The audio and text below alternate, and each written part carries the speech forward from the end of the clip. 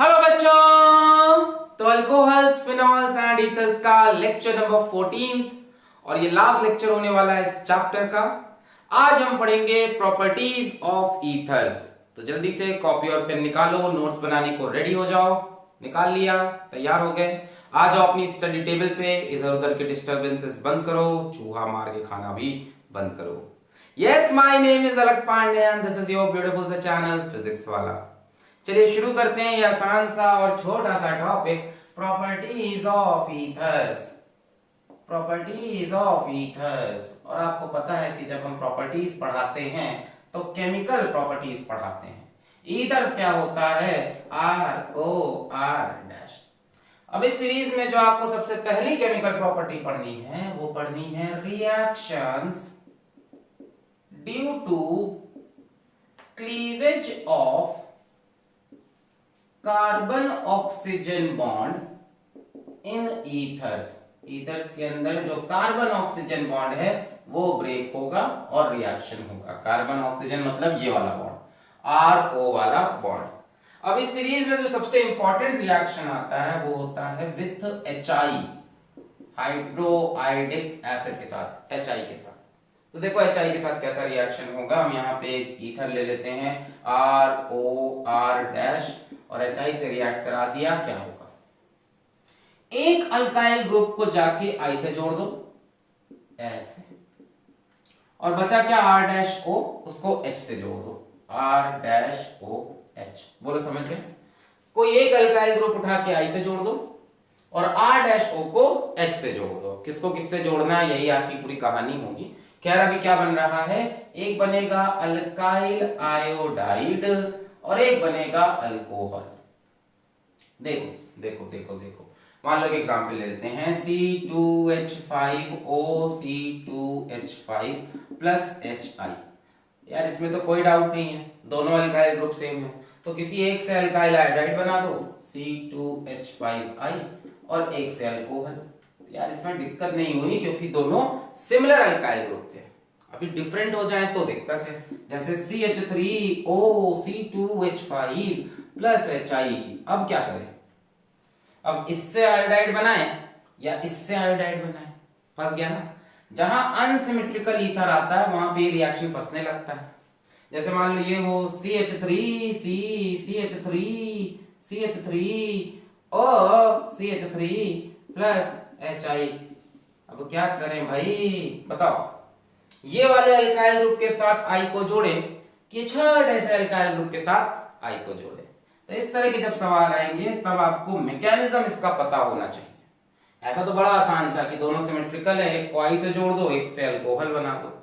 इसमें दिक्कत है, मिथेनॉल बनाए या इथेनॉल बनाए, यहां भी दिक्कत है। टर्शरी ब्यूटाइल अल्कोहल बनाए कि मिथाइल अल्कोहल बनाए, समझ रहे हो ना? कि इससे जाके H को जोड़े कि इससे H को जोड़े। तो इसको सॉल्व करने के लिए हमको इसका मैकेनिज्म और कुछ पॉइंट्स अच्छे से पढ़ने पड़ेंगे। पहले इसको आप नोट कर लें, छाप लें, इसको नोट करें, पॉज करके नोट कर लिया, पॉज करके नोट कर लिया, मिटा दें इसको। ठीक है, रिएक्शन विद HI बहुत इंपॉर्टेंट है ईथर्स की प्रॉपर्टी में, यहां से सवाल आता ही आता है। चलिए अब आपको हम बताते हैं कि कैसे डिसीजन लेंगे आप अनसिमेट्रिकल ईथर में। जब दोनों अल्काइल ग्रुप अलग अलग हों तब कैसे फैसला करना है। आपको 3 केस याद रखने हैं। Case number 1, if both alkyl groups are primary बोले तो 1 डिग्री। अगर दोनों अल्काइल ग्रुप 1 डिग्री हैं तो मैकेनिज्म फॉलो होगा SN2। 1 डिग्री अल्काइल हैलाइड या 1 डिग्री अल्काइल ग्रुप क्या फॉलो करता है? SN2। Case 2, if any one of the alkyl group is tertiary, दोनों में से कोई भी एक अल्काइल ग्रुप अगर 3 डिग्री है और बेंजाइल या तो बेंजाइल है तो उस केस में SN1 का मैकेनिज्म फॉलो करेंगे। अभी बताएंगे, पहले भी ये चीज नोट करो। केस 3 जो कि आता नहीं है, देखो यार प्राइमरी बड़ा क्लियर होता है, 1 डिग्री SN2 दिखाता है। 3 डिग्री और बेंजाइल SN1 दिखाता है। 2 डिग्री यार थोड़ा सा डाउट होता है, SN1 भी दिखा सकता है, SN2 भी, सॉल्वेंट पे डिपेंड करता है। So if any one of the alkyl group is secondary,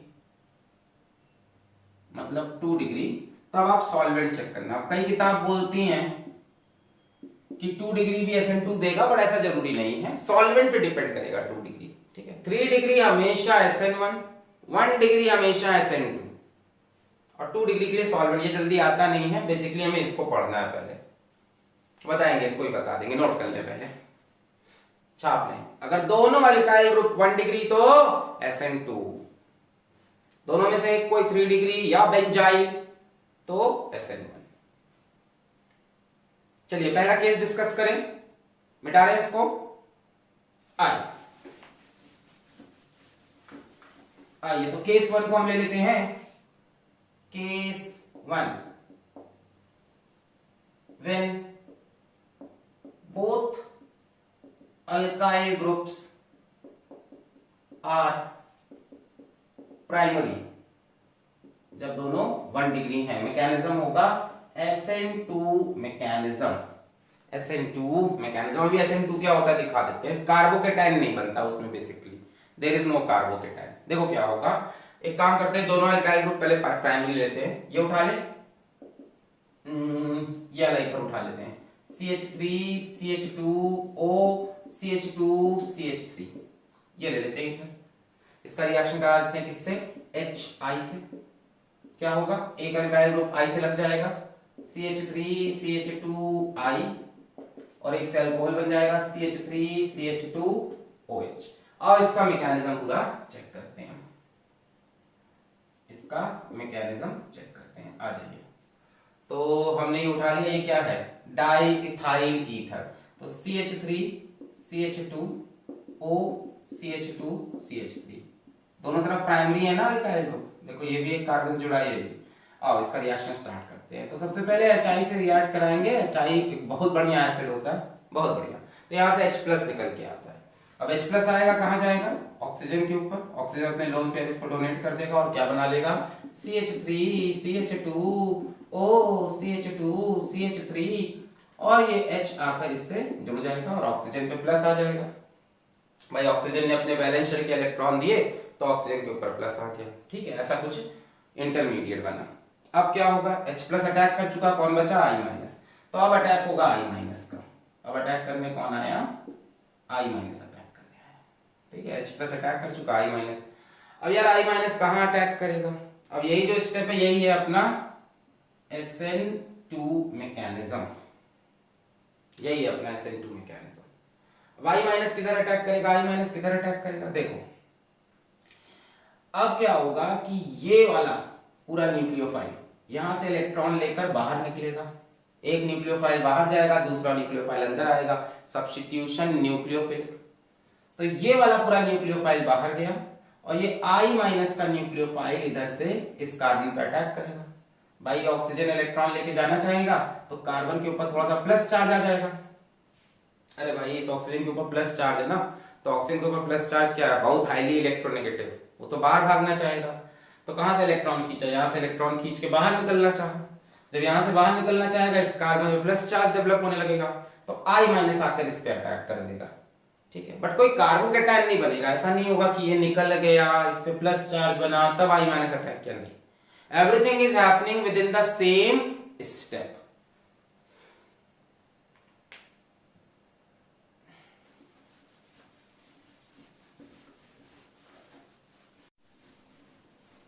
तो केस 1 में क्या है, when both alkyl groups are primary, दोनों अल्काइल ग्रुप 1 डिग्री हैं। मैकेनिज्म कौन सा होगा, SN2।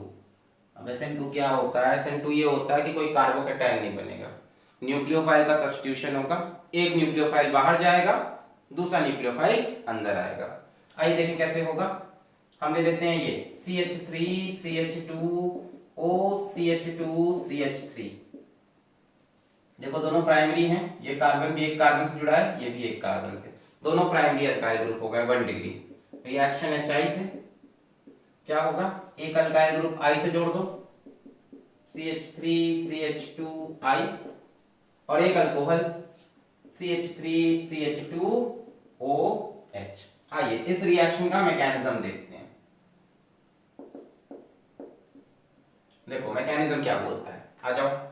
CH3CH2OCH2CH3 किससे रिएक्ट करेगा, ये HI से। अब HI बहुत ही बढ़िया एसिड होता है, यहां से H+ निकला, ऑक्सीजन के ऊपर लोन पे है, H+ पे कोऑर्डिनेट हो गए, क्या बना CH3CH2OCH2CH3, और यहां लग गया H और ऑक्सीजन पे आ गया प्लस चार्ज। प्लस क्यों आया, क्योंकि ऑक्सीजन ने अपने वैलेंस शेल के इलेक्ट्रॉन दिए हैं, अपने खुद के इलेक्ट्रॉन, तो हाइड्रोजन का प्लस चार्ज ऑक्सीजन पे दिख रहा है। अब होगा SN2 रिएक्शन। इसके बाद SN2 क्या होगा, सब्स्टिट्यूशन न्यूक्लियोफिलिक बाइमोलिक्यूलर, यानी एक न्यूक्लियोफाइल बाहर जाएगा और दूसरा अंदर आएगा। देखो यहां से HI में से H+ यूज हो गया, क्या बचा I-, तो अब ये I- आया, ये अपना न्यूक्लियोफाइल, ये अपना न्यूक्लियोफाइल I- किस पे अटैक करेगा, CH3CH2OCH2CH3 इस स्पीशी पे अटैक करने जा रहा। पहले H+ इस पे अटैक किया, ये बना, अब I- इस पे अटैक करने जा रहा। अब देखो क्या होगा, SN2 होगा, अब SN2 होगा। SN2 में क्या होता है कि ये I- यहां अटैक करना चाहेगा। अच्छा यहां पे देखो, ये O के ऊपर प्लस चार्ज, बहुत अनस्टेबल, ऑक्सीजन ऐसे ही इलेक्ट्रोनेगेटिव, उसके ऊपर प्लस चार्ज लगा दोगे तो उसको इलेक्ट्रॉन चाहिए होगा, तो वो इस कार्बन से इलेक्ट्रॉन खींचेगा ऐसे। अब जब इलेक्ट्रॉन खींचेगा, इस पे थोड़ा सा प्लस चार्ज आने लगेगा, जैसे ही प्लस आने लगेगा I- पीछे से इस पे अटैक मारेगा, रियर साइड से अटैक होता है SN2 में, पीछे से अटैक मारा, इधर से ये इलेक्ट्रॉन लेकर निकल जाएगा और इधर से I आकर इससे जुड़ जाएगा। अच्छा ऐसा नहीं होगा कि ये मैकेनिज्म अलग अलग स्टेप में हो, मतलब ऐसा नहीं होगा कि ये निकल गया, इस पे प्लस चार्ज आया, फिर ये अटैक मारा, नहीं, there is no carbocation. SN2 की ये कहानी हमेशा याद रखना, देयर इज नो कार्बोकैटायन, कोई कार्बोकैटायन इसमें नहीं होगा। तो ये मॉलिक्यूल बाहर निकला, क्या निकला, -CH3CH2OH, -CH3CH2OH, ये निकल गया, और ये I आकर इससे जुड़ गया, क्या बना, CH3CH2I। अब बोलोगे सर ये वाला समझाने से क्या फायदा, इसमें तो सिमेट्रिकल था, लॉजिक इसी के अंदर है। देखो ध्यान से देखो, ये हो क्या रहा है, SN2। SN2 किस पे डिपेंड करता है, कार्बोकैटायन तो बनना नहीं है। SN2 में एक ही फैक्टर होता है जो डिसाइड करता है सारी कहानी, वो होता है लेस स्टेरिक हिंडरेंस। अब तक आप SN2 जानते होगे क्या होता है, नहीं जानते बता दिया। स्टेरिक हिंडरेंस मतलब कि ये जिस पे अटैक करे, ये जिस पे अटैक करे, यहां भीड़ ना हो। भाई अगर यहां भीड़ होती तो I- अटैक ही नहीं कर पाता, भाई I- को घुस के आना है ना, तो अगर यहां पे भीड़ ज्यादा होगी तो I- घुस नहीं पाएगा। अभी दोनों तरफ भीड़ बराबर है, तो चाहे इधर से अटैक करे चाहे इधर से अटैक करे, है ना, मतलब कहने का मतलब कि चाहे यहां से इलेक्ट्रॉन ये खींच के चला जाए और इसके ऊपर प्लस आए, I- इस तरफ अटैक करे, बराबर की भीड़ है दोनों तरफ, इधर और इधर, समझ लो। जब डिफरेंट अल्काइल ग्रुप होंगे तो I- वहां अटैक करेगा जहां भीड़ कम हो, स्टेरिक हिंड्रेंस जिधर कम हो। यहां पे इसने इलेक्ट्रॉन खींचा, O+ ने, इस पे थोड़ा सा प्लस चार्ज आया, इसने अटैक मारा। तो स्टेरिक हिंड्रेंस जहां कम हो वहां पे न्यूक्लियोफाइल अटैक करेगा, ठीक है, जहां भीड़ कम हो। I- attacks on that alkyl group which is less crowded। पर भाई साहब ये सब तभी होगा जब दोनों अल्काइल ग्रुप 1 डिग्री हो, तभी ये मैकेनिज्म फॉलो होगा। एक भी कोई 3 डिग्री हुआ या बेंजाइल हुआ तब कार्बोकैटायन बनने लग जाएगा, तब SN1 मैकेनिज्म। जब दोनों प्राइमरी है, कोई कार्बोकैटायन नहीं, दोनों प्राइमरी है, तो क्या देखो, ये रहा रिजल्ट ये रहा। If both alkyl, when both alkyl groups are primary, तो आप ये देखो I- attacks on that alkyl group which is less crowded, यहां तो क्राउडिंग बराबर है तो किसी पे भी अटैक। नोट करो, फिर एग्जाम्पल दे रहे हैं, प्रैक्टिस कराते हैं। नोट कर लो।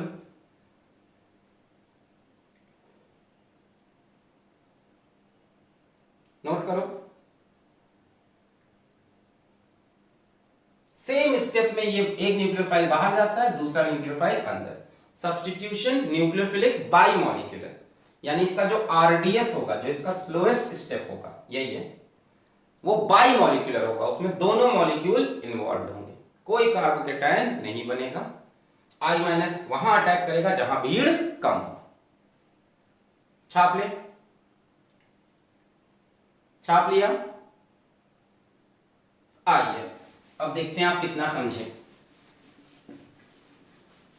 बस एक सवाल कराएंगे तो पता चल जाएगा आपको समझ में आया कि नहीं। आइए चलिए आप बताइए मुझे अब। CH3OC2CH3, एक तरफ इथाइल एक तरफ मिथाइल प्लस HI, आपको बताना है क्या प्रोडक्ट बनेगा। Option A CH3I plus CH3CH2OH, option B CH3OH plus CH3CH2I। यही तो डाउट है, किसके साथ I जुड़ेगा किसके साथ, बताओ बताओ। I माइनस उस अल्काइल ग्रुप पे अटैक करेगा जहां भीड़ कम हो। जरा मैकेनिज्म देख लेते हैं, अभी पता चल जाएगा। CH3O CH2CH3 plus HI, sorry HI, पहले कौन अटैक करेगा, H plus, CH3O CH2 CH3 इस पे प्लस। अब कौन अटैक करने वाला है, I माइनस, तो I माइनस I अटैक करने। अब बताओ, अगर इधर से इलेक्ट्रॉन ऑक्सीजन खींचे तो इसके ऊपर प्लस चार्ज आएगा। I माइनस बहुत आसानी से इस कार्बन पे अटैक कर सकता है, बहुत आसान है कि नहीं। अच्छा मान लो इसी का हम उल्टा सोचें कि O प्लस यहां से इलेक्ट्रॉन खींचा, इसके ऊपर प्लस आया। अब I माइनस को इस कार्बन पे अटैक करने के लिए थोड़ी दिक्कत होगी, क्यों, क्योंकि इस कार्बन पे दो तो हाइड्रोजन लगे हैं, एक CH3 जैसा बड़ा ग्रुप लगा है। देखो ऐसी फिगर है, ये carbon H H H O H plus, ये कार्बन H H और CH3। अब बताओ यहां पे अटैक करना आसान है कि यहां पे, ये वाला ज्यादा क्राउडेड है ना, ये वाला ज्यादा क्राउडेड है, I माइनस को इस CH3 को भी पार करना होगा, और ये वाला कम क्राउडेड है। Definitely definitely definitely I minus उस कार्बन पे अटैक करेगा विच इज लेस क्राउडेड। तो यहां से इलेक्ट्रॉन खींच के ये बाहर जाएंगे, इस पे थोड़ा सा प्लस चार्ज आया, I माइनस ने अटैक मारा, क्या बना CH3I, और वो क्या निकल गया CH3CH2OH। तो कौन सा करेक्ट है, ऑप्शन ए। सर छोटे वाले अल्काइल ग्रुप पे I लगा दे, समझ लो भाई, दोनों में से छोटे वाले अल्काइल ग्रुप पे I लगा, तो जहां भीड़ कम हो वहां I माइनस जाके जुड़ जाएगा, बस इतना याद रखना है। I माइनस कहां जुड़ेगा, जहां भीड़ कम हो। यहां पे भीड़ ज्यादा है, यहां भीड़ कम है। ये तब करना है जब दोनों अल्काइल ग्रुप्स प्राइमरी हो। नोट कर ले, क्लियर है। कोई कार्बोकेटायन नहीं बना है, याद रखना।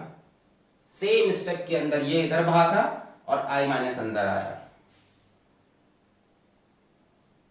चलिए केस 2 पे चलते हैं।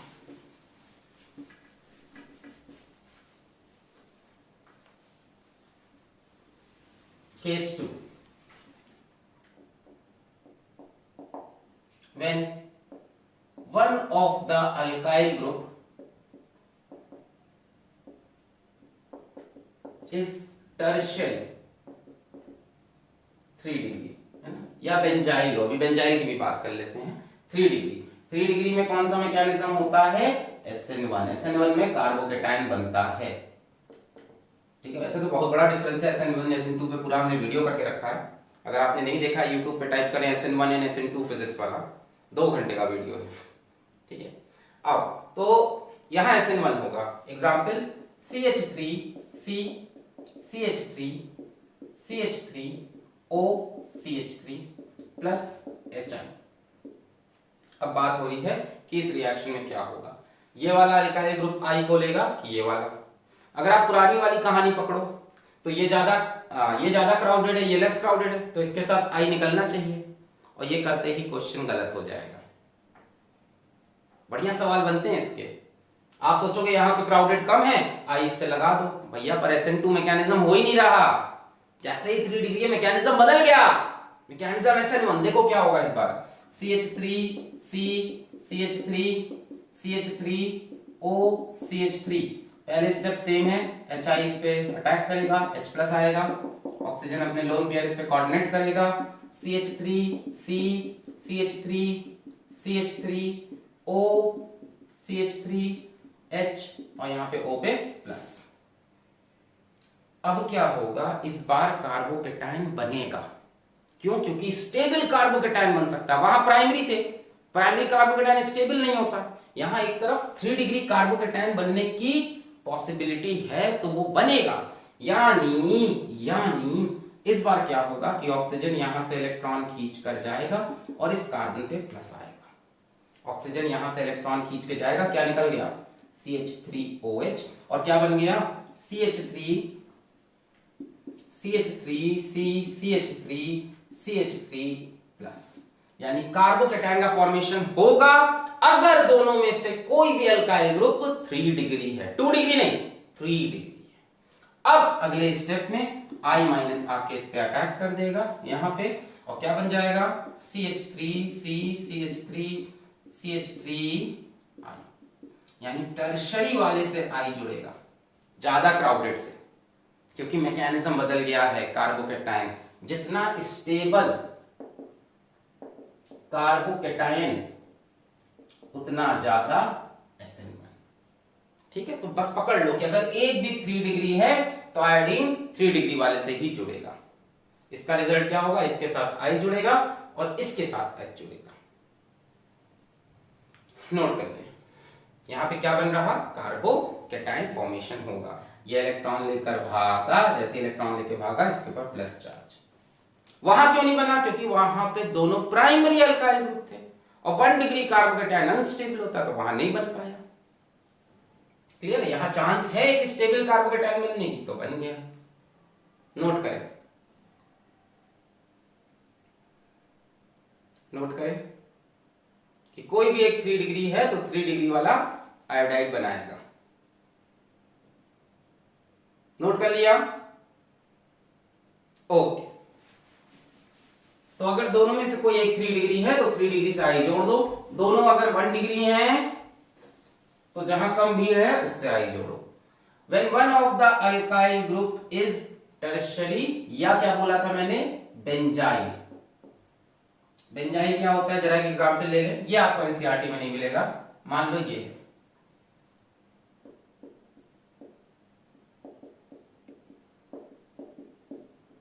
ये अराइल नहीं है। अराइल में क्या होता है, यहीं पे O लगा होता है, ये बेंजाइल, ये देखो बेंजाइल ग्रुप, समझ रहे हो। अराइल अलग होता है, अराइल में सीधा O यहां से जुड़ा। एनसीईआरटी उसके बारे में बात कर रही है, हम भी करेंगे। ये बेंजाइल है CH2 से, ठीक है। अब प्लस HI, फिर से डाउट कि इस CH3 के साथ I जोड़े कि इस पूरे अल्काइल ग्रुप के साथ I जोड़े। तो मैकेनिज्म देख लो, बड़ा आसान है। मैकेनिज्म देख लो, हलवा एकदम।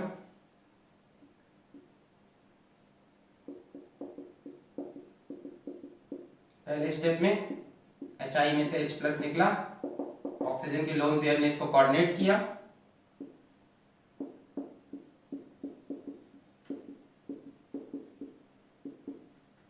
ये बना, ठीक है। अब यहां पे भी ऑक्सीजन इलेक्ट्रॉन खींचेगा, किससे खींचे, इससे खींचे या इससे। देखो अगर इस वाले कार्बन से खींचता है इलेक्ट्रॉन, तो ये जो कार्बोकेटायन बनेगा ये भी बहुत स्टेबल होता है, benzyl carbocation. Benzyl carbocation is very stable, 3 degree बहुत स्टेबल होता है, और बेंजाइल भी। बेंजाइल क्यों स्टेबल होता है, due to resonance, due to resonance. देखो ये कार्बोकेटायन बनने के चांस है, इसमें रेजोनेंस होगा कि नहीं, ये इलेक्ट्रॉन यहां खींच लेगा, ये इलेक्ट्रॉन यहां आएगा, फिर ये इलेक्ट्रॉन घूमेगा, पूरे रिंग में रेजोनेंस होगा, और ये रेजोनेंस स्टेबलाइज्ड है। क्या है, रेजोनेंस स्टेबलाइज्ड। तो अगर स्टेबल कार्बोकेटायन बनने के चांसेस हैं अगर स्टेबल कार्बोकेटायन बनने के चांसेस हैं तो रिएक्शन SN1 को फॉलो करेगा, यानी ये इलेक्ट्रॉन खींच के बाहर निकल जाएंगे इस स्टेप में -CH3OH और कार्बोकेटायन बन के आ जाएगा अपने पास बेंजाइल कार्बोकेटायन CH2+, और इस पे अटैक करेगा I-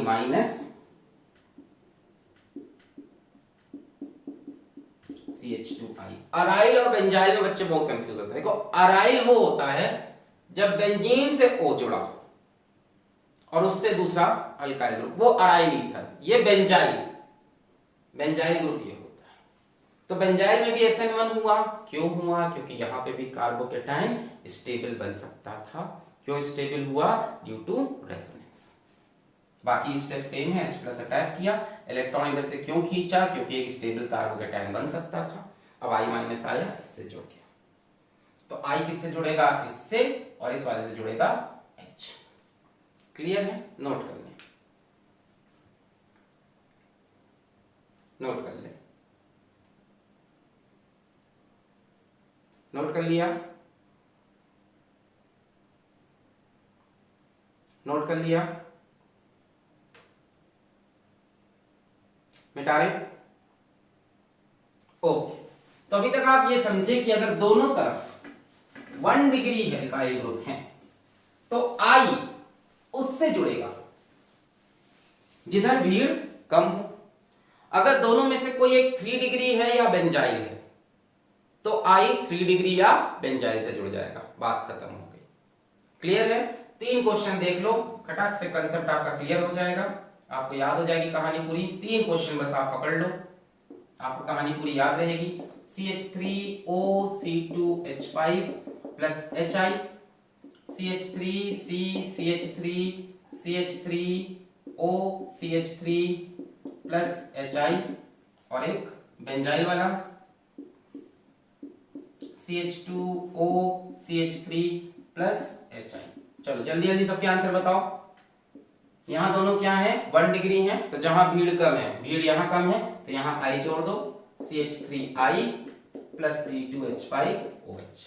यहां क्या है? एक 3 डिग्री है, 3 डिग्री है तो 3 डिग्री से I जुड़ जाएगा, CH3C CH3I और बचे हुए से H। यहां क्या है? बेंजाइल है, बेंजाइल है तो बेंजाइल से I जोड़ दो। अंदर में से मैकेनिज्म है, इन दोनों में कार्बोकेटायन बना होगा, यानी ये हुआ होगा SN1 से, ये भी हुआ होगा SN1 से, और ये हुआ होगा SN2 से। क्लियर है? क्लियर हो गया एकदम? अब जब दोनों सेम हो तब तो दिक्कत ही नहीं है, किसी से भी I और किसी से भी H। मिटा रहे इसको? ओके, अब बात आती है कि अगर कोई 2 डिग्री हुआ तो क्या करें? Case 3 if any one alkyl group is 2 degree, दोनों में से कोई एक 2 डिग्री हो, तब आप सॉल्वेंट चेक करना। अगर सॉल्वेंट पोलर प्रोटिक है, अगर सॉल्वेंट दिया है कि वाटर है या इथेनॉल है, ऐसा कोई सॉल्वेंट है, तो SN1 फॉलो करना और स्टेबल कार्बोकेटायन चेक करना। जहां स्टेबल कार्बोकेटायन वहां जाके I जुड़ेगा। और अगर सॉल्वेंट पोलर एप्रोटिक है ना, इसके सवाल कम ही आएंगे क्योंकि ये डाउटफुल हो गया। पोलर एप्रोटिक जैसे एसीटोन, ऐसा कोई सॉल्वेंट है तो SN2 मैकेनिज्म फॉलो होगा, और आपको देखना होगा लेस क्राउडेड कार्बन, और उस पे जाके I को जोड़ देना। क्लियर है? यानी 2 डिग्री केस में वो सॉल्वेंट को मेंशन करेंगे, जब भी 2 डिग्री देंगे सॉल्वेंट मेंशन करेंगे। अगर सॉल्वेंट वाटर या इथेनॉल है तो आप देखना किस तरफ स्टेबल कार्बोकेटायन बन रहा है, उस तरफ जोड़ना। और अगर सॉल्वेंट एसीटोन है, पोलर एप्रोटिक, तो आप लेस क्राउडेड कार्बन को चेक करना, जहां भीड़ कम है।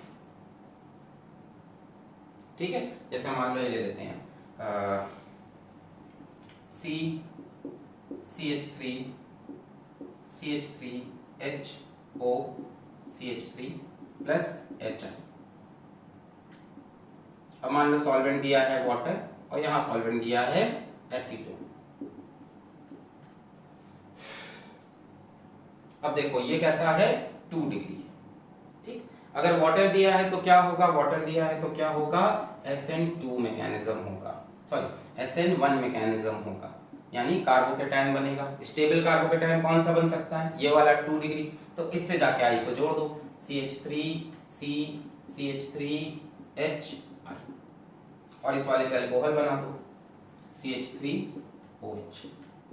सॉल्वेंट एसीटोन है तो SN2 मैकेनिज्म, यानी लेस क्राउडेड पे आई जाएगा। लेस क्राउडेड कौन है, ये वाला, यानी बन जाएगा CH3I प्लस CH3CH CH3OH। बोलो क्लियर हो गया, एकदम आसान है। अगर वाटर दिया है तो देख लो स्टेबल कार्बोकेटायन, एसीटोन वगैरह दिया है पोलर एप्रोटिक, तो क्या देख लो, लेस क्राउडेड कार्बन। नोट कर ले, नोट कर ले, ये आता नहीं है, जल्दी आएगा भाई, प्राइमरी टर्शरी या बेंजाइल। प्राइमरी में क्या देखो कम भीड़, टर्शरी और बेंजाइल में टर्शरी और बेंजाइल से आई को जोड़ दो। हो गया, आसान है एकदम, मिटा रहे, ओके। अब आता है अराइल ईथर। अगर आपके पास अराइल ईथर हो, अराइल ईथर क्या हो जाएगा अपना, अराइल ईथर ये हो जाएगा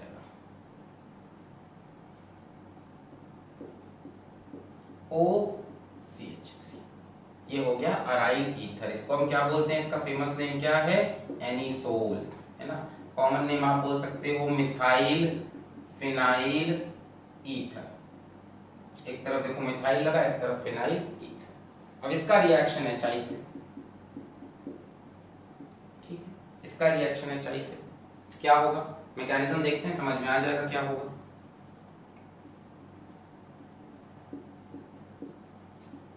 पहले HI में से कौन अटैक करेगा, H प्लस अटैक करेगा, टुंगडुंग, ये इससे कोऑर्डिनेट किया,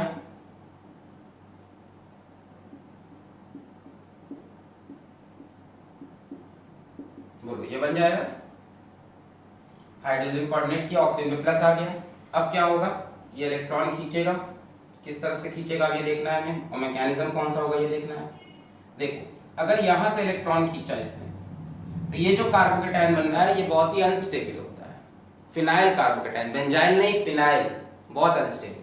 और इधर से अगर इलेक्ट्रॉन खींचा तो 1 डिग्री कार्बोकेटायन, वो भी वेरी अनस्टेबल, ठीक है। तो कार्बोकेटायन तो बन नहीं सकता, यानी मैकेनिज्म कौन सा फॉलो हो जाएगा अपना, SN2 mechanism, there is no carbocation. और सुनो, मतलब जहां कम भीड़ है उस पे आई जोड़ दो, पहले और कहानी सुन लो। कहानी ये है कि ये वाले इलेक्ट्रॉन तो खींचना ही मुश्किल है, ये वाला बॉन्ड तोड़ना ही मुश्किल है। क्यों मुश्किल है, क्योंकि ऑक्सीजन इसके साथ रेजोनेंस में होगा, यहां पे पार्शियल डबल बॉन्ड कैरेक्टर होगा।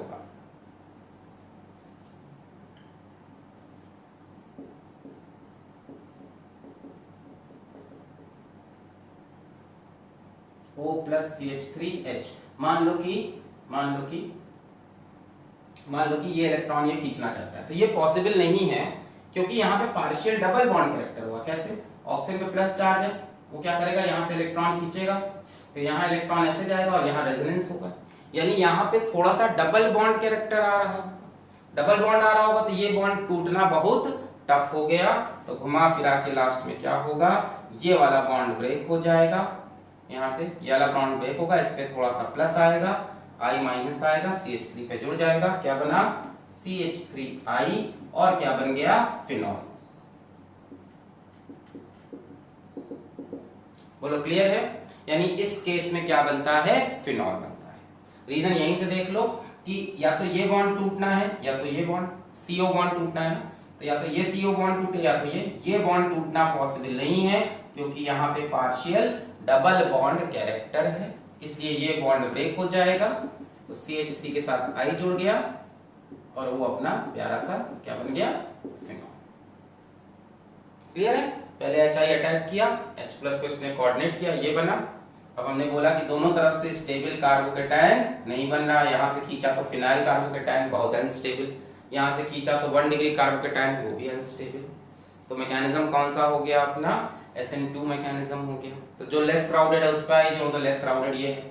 ये भी नहीं समझ में आया तो हमने बताया कि ये बॉन्ड टूट ही नहीं सकता। ये बॉन्ड कैसे टूटे, यहाँ पे डबल बॉन्ड कैरेक्टर है ड्यू टू रेजोनेंस। यहाँ पे क्या है, डबल बॉन्ड कैरेक्टर।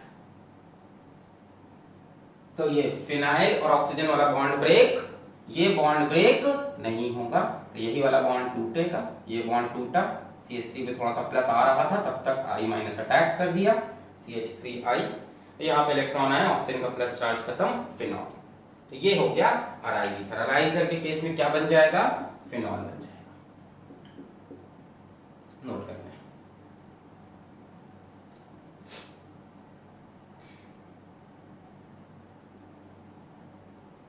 नोट कर लें।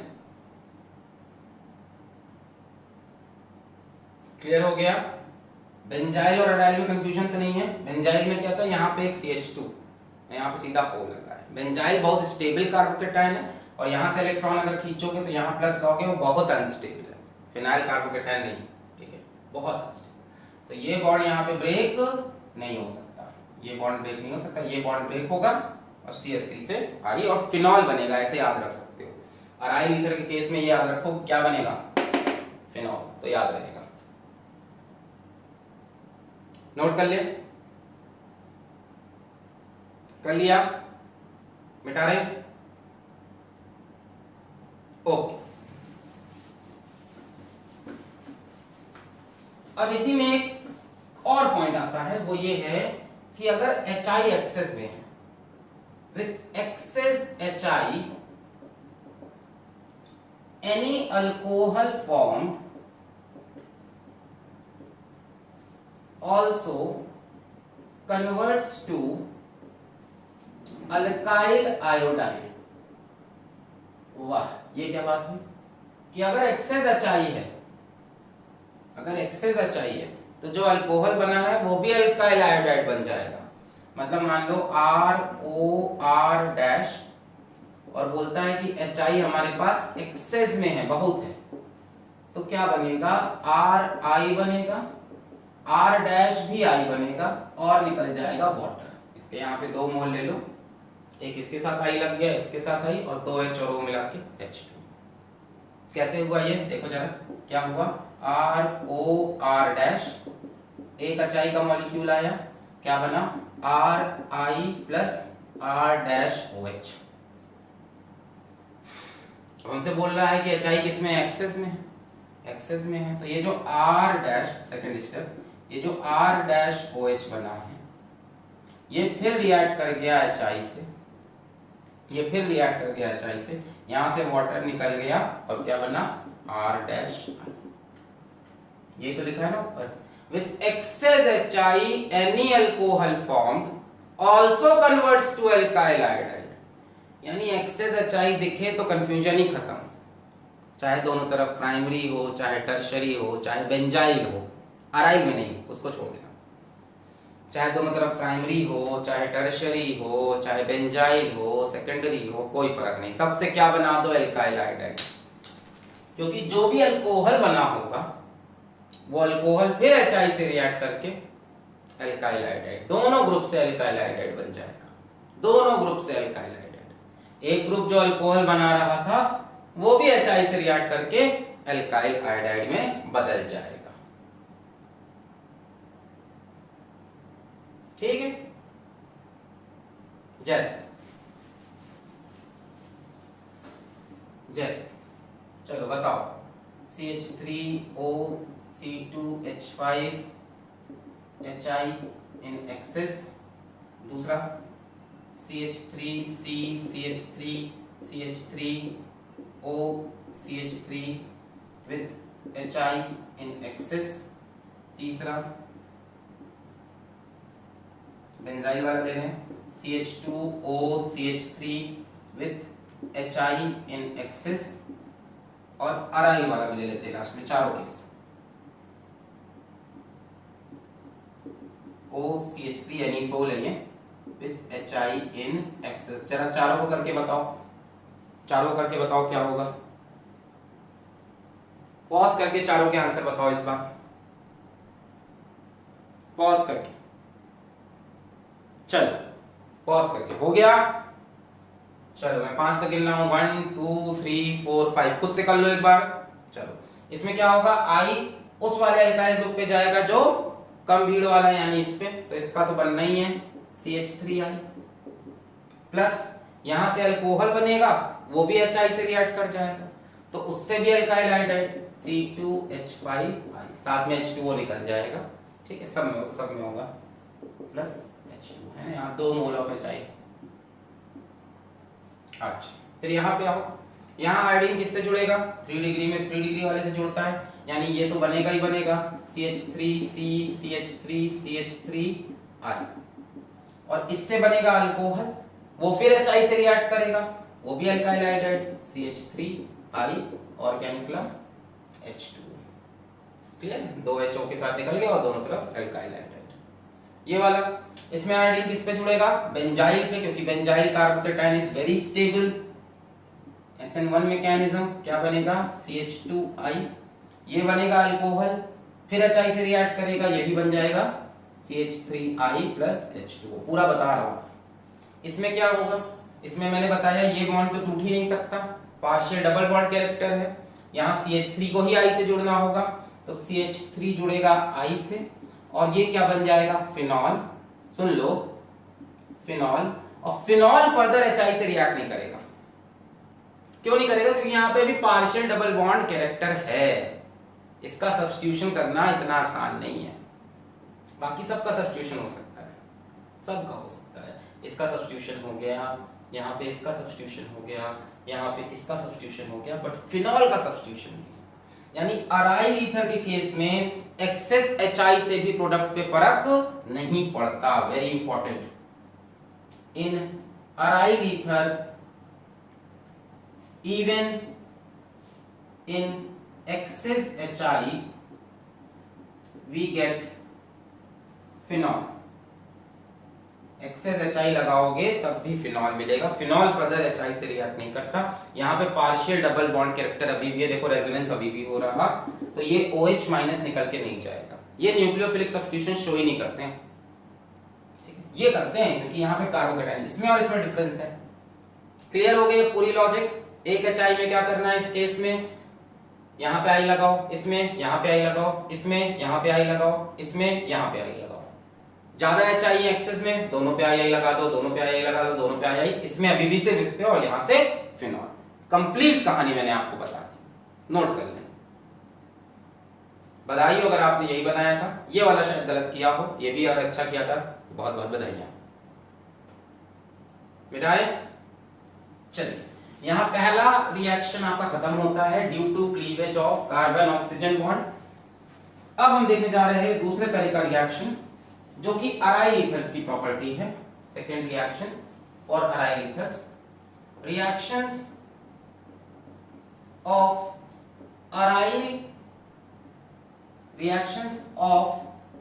Aryl ethers due to benzene ring के रिएक्शंस, ये आपको हम पहले फिनॉल में भी पढ़ा चुके हैं। बेंजीन रिंग कौन सा रिएक्शन करता है, इलेक्ट्रोफिलिक सब्स्टिट्यूशन।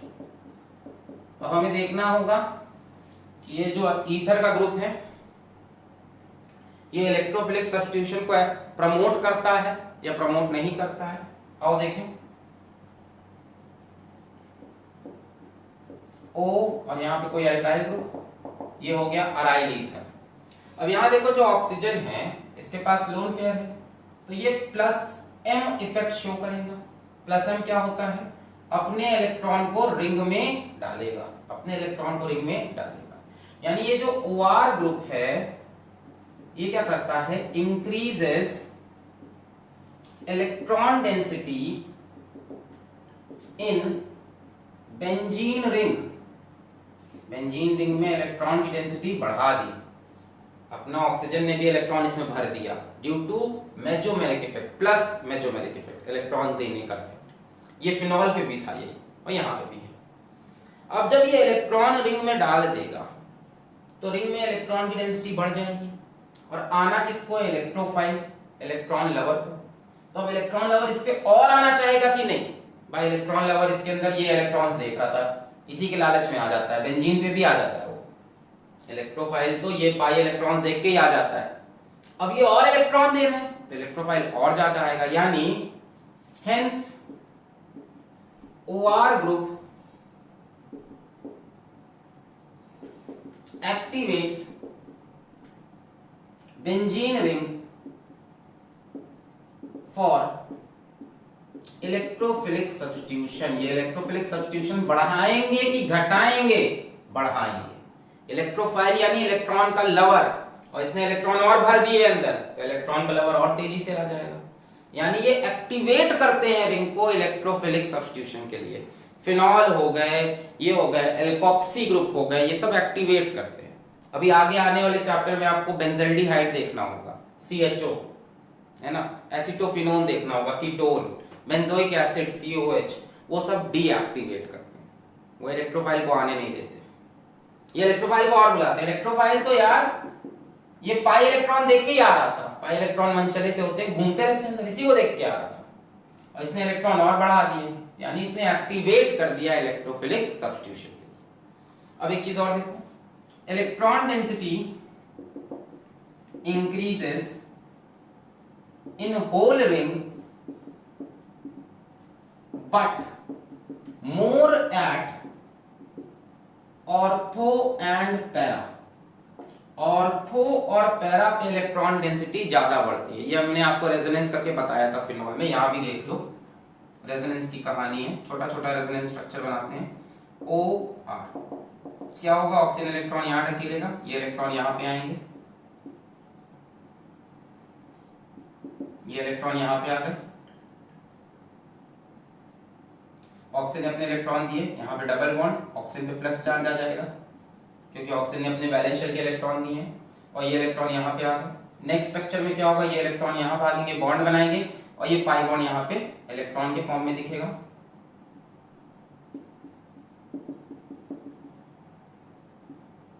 ये पाई बॉन्ड देखो इलेक्ट्रॉन के फॉर्म में, और ये इलेक्ट्रॉन यहां पे बॉन्ड। नेक्स्ट स्ट्रक्चर में ये इलेक्ट्रॉन यहां आएंगे, पाई बॉन्ड यहां पे इलेक्ट्रॉन के फॉर्म में दिखेगा।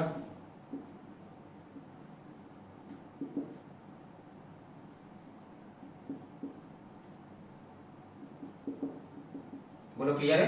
ये यहाँ बॉन्ड बना लिए, यहाँ पे इलेक्ट्रॉन फॉर्म में, नेक्स्ट स्ट्रक्चर में इलेक्ट्रॉन यहाँ आएंगे और ये वापस ऑक्सीजन पे जाएगा।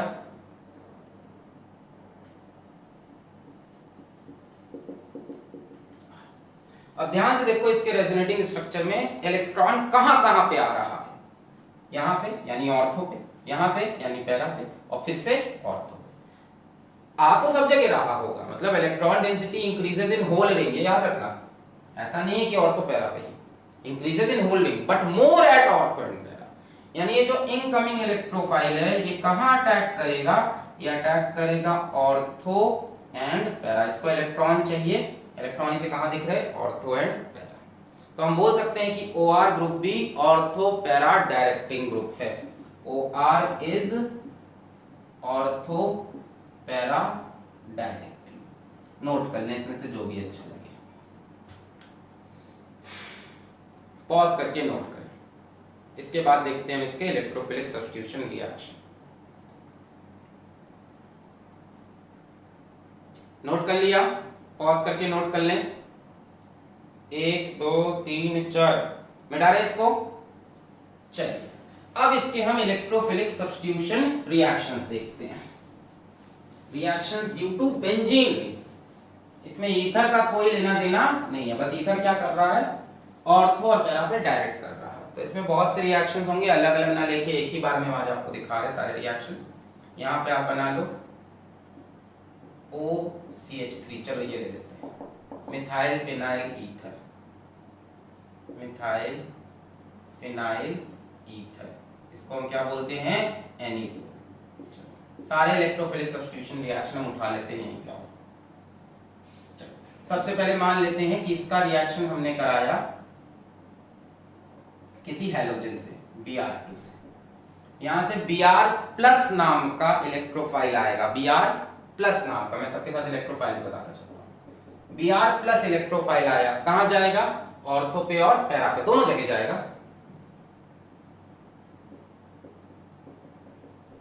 एक तो ये बनेगा पैरा प्रोडक्ट और बनेगा ऑर्थो प्रोडक्ट। अलग अलग नहीं कर रहे क्योंकि फिनॉल में हमने आपको ये काफी डिटेल में पढ़ाया था अलग अलग करके। पहले बेंजीन इंजीन में भी आप पढ़ चुके हैं, क्लोरोबेंजीन में भी पढ़ चुके हैं। अब इन दोनों में से ज्यादा कौन बनेगा? डेफिनेटली ये बनेगा। वहां पे रिपल्शन होगा, कोई हाइड्रोजन बॉन्ड तो है नहीं, हाइड्रोजन बॉन्ड होता तो ये स्टेबल होता है नहीं, तो ये हमारा माइनर हो गया रिपल्शन की वजह से, है ना, क्राउडिंग की वजह से, और ये हमारा मेजर हो गया पैरा प्रोडक्ट मेजर। एक और देखो इलेक्ट्रोफिलिक सब्स्टिट्यूशन। नेक्स्ट और देखते हैं हम लोग इसका नाइट्रेशन। तो नाइट्रेशन के लिए कंसंट्रेटेड HNO3 और साथ में यूज करना पड़ता है कंसंट्रेटेड H2SO4। यहाँ पे जो इलेक्ट्रोफाइल आएगा वो आएगा NO2+, नाइट्रोनियम आयन NO2+। कहाँ जाएगा? ऑर्थो पे और पैरा पे। तो क्या क्या बनेगा? OCH3 NO2 nitro sorry para nitro OCH3 ortho nitro, para nitro anisole ortho nitro anisole, para bromo anisole ortho bromo anisole. इसमें मेजर फिर से ये हो जाएगा क्योंकि यहाँ कोई रिपल्शन नहीं है, और ये माइनर हो जाएगा ड्यू टू रिपल्शन। कोई हाइड्रोजन बॉन्डिंग यहाँ पॉसिबल नहीं है, यानी हाइड्रोजन बॉन्ड नहीं बनाएंगे कार्बन के साथ वाले। जो हाइड्रोजन नाइट्रोजन से जुड़े हों, ऑक्सीजन से जुड़े हों, फ्लोरीन से जुड़े हों, फोन से जुड़े हों, फोन से, यानी हाइड्रोजन बॉन्ड नहीं बना सकते। ये हाइड्रोजन फ्लोरीन ऑक्सीजन नाइट्रोजन से जुड़ा हो, ये हो गया नाइट्रेशन। और फ्रीडल क्राफ्ट रिएक्शन, तो Friedel craft alkylation, Friedel craft alkylation, इसमें क्या होता है? एल्काइल ग्रुप आता है, किस फॉर्म में? CH3Cl in the presence of anhydrous AlCl3। यहां से कौन सा इलेक्ट्रोफाइल आएगा? Alkyl CH3+।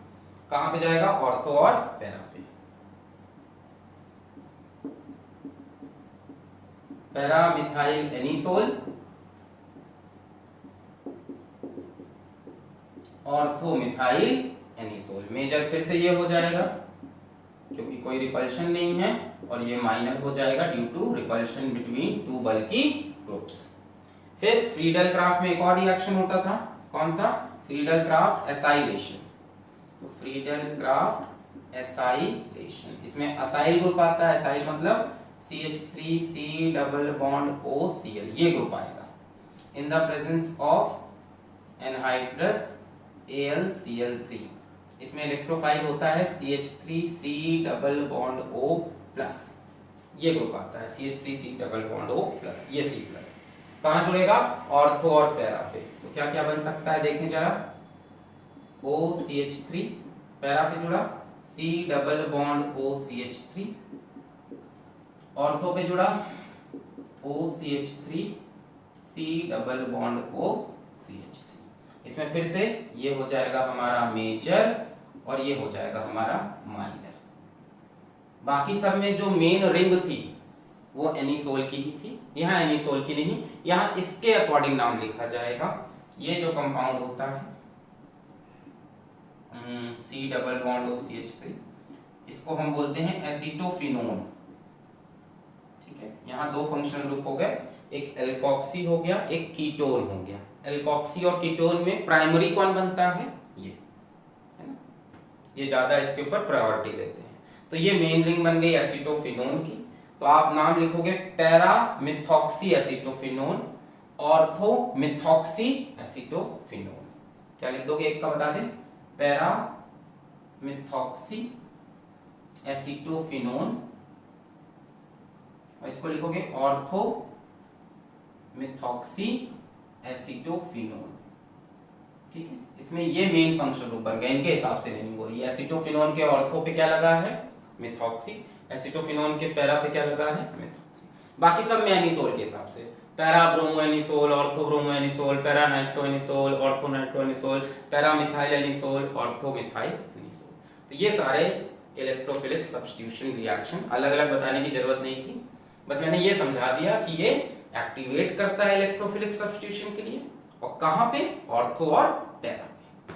तो नोट कर लेंगे इनको। यहां पे आपकी ईथर्स की प्रॉपर्टीज खत्म होती है और ये चैप्टर भी खत्म होता है।